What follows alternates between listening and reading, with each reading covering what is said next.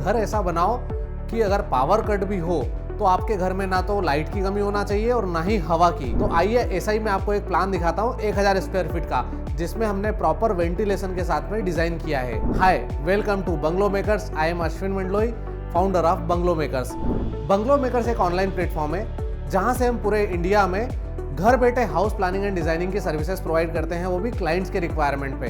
तो आइए जानते हैं हमारे नए प्रोजेक्ट के बारे में। अगर प्रोजेक्ट डिटेल की मैं बात करूंगा तो प्लॉट साइज है 20 बाय 50 का और 2 फ्लोर्स हमने प्लान किए हैं जो कि प्रॉपर वेंटिलेटेड है।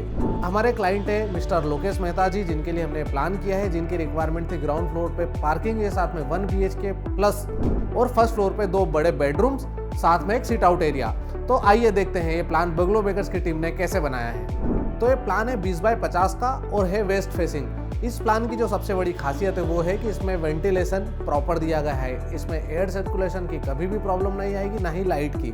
हमने सबसे पहले नॉर्थ वेस्ट में एंट्री वाले एरिया में कार पार्किंग दिया है, जिसका डायमेंशन दिया है 9 फीट बाय 11 फीट 6 इंच का। वहीं जब घर में हम एंटर करते हैं तो सबसे पहले हमारे सामने आता है एक लिविंग एरिया। लिविंग एरिया का साइज है 10 फीट बाय 21 फीट। उसमें ही हमने ओपन एरिया में स्टेयर्स प्लान किए, साथ में कॉमन टॉयलेट दिया है। कॉमन टॉयलेट का जो डायमेंशन है वो 7 फीट बाय 4 फीट 2 इंच का है। वहीं एक मास्टर बेडरूम प्लान किया है साउथ वेस्ट में, जो कि वास्तु के हिसाब से सबसे सही स्थान है बेडरूम का। बेडरूम के जो डायमेंशन है वो है 9 फीट 8 इंच बाय 13 फीट और इसमें अटैच टॉयलेट है। अटैच टॉयलेट का डायमेंशन कॉमन टॉयलेट के एज इट इज है 7 फीट बाय 4 फीट 2 इंच का।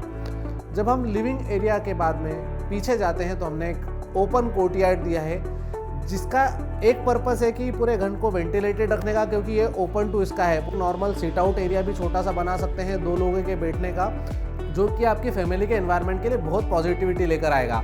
अब अगर हम बात करते हैं किचन की, तो किचन हमने दिया है 14 फीट बाय 11 फीट का और किचन के पीछे हमने प्लान किया है स्टोर रूम, जिसका साइज है 5 feet 8 inch by 4 feet 6 inch का और बाकी के एरिया में पूरे 4.5 फीट का वॉश एरिया छोड़ा है।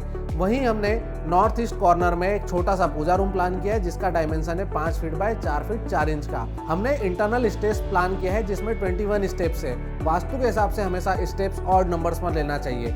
जब हम ग्राउंड फ्लोर से 21 स्टेप चढ़ के फर्स्ट फ्लोर पर जाते हैं तो हमें सबसे पहले दिखता है फैमिली लॉन्ज, एक ओपन एरिया है। इसके बाद में हमने पीछे वाले साइड में एक बेडरूम लिया है, जो कि गेस्ट बेडरूम है, जिसका साइज है 14 फीट बाय 11 फीट का। इसके साथ में एक ओपन छोटा सा टेरेस एरिया दिया है, जो 5 फीट बाय 4 फीट 4 इंच का है और ओपन कोर्टयार्ड जो नीचे था एज इट इज ऊपर वेंटिलेशन के लिए दिया गया है। और जो मेन बेडरूम है पूरे घर का वो फर्स्ट फ्लोर पर साउथ वेस्ट कॉर्नर में दिया है। साउथ वेस्ट कॉर्नर वास्तु सबसे सही पोजीशन।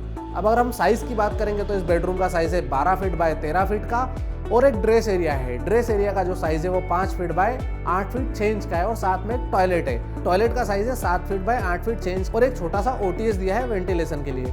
अब जब हम बाहर आते हैं बेडरूम से तो हमने एक स्लाइडिंग डोर के साथ एंट्री दी है सीट आउट में। ओपन सीट आउट है, जिसका साइज है 6 फीट 8 इंच बाय 12 फीट का। पूरे घर में वेंटिलेशन की कोई भी कमी नहीं है। ये प्लान बंगलो मेकर्स की टीम ने लोकेश जी के लिए किया है, जो कि प्रॉपर वास्तु के हिसाब से और प्रॉपर वेंटिलेशन के साथ में डिजाइन किया गया है, सर की रिक्वायरमेंट्स को ध्यान में रखते हुए। आपने अब तक हमें सब्सक्राइब तो जरूर कर लिया होगा। आप हमें कमेंट कर बताएं कि आप नया प्लान कौन से साइज में देखना चाहते हैं।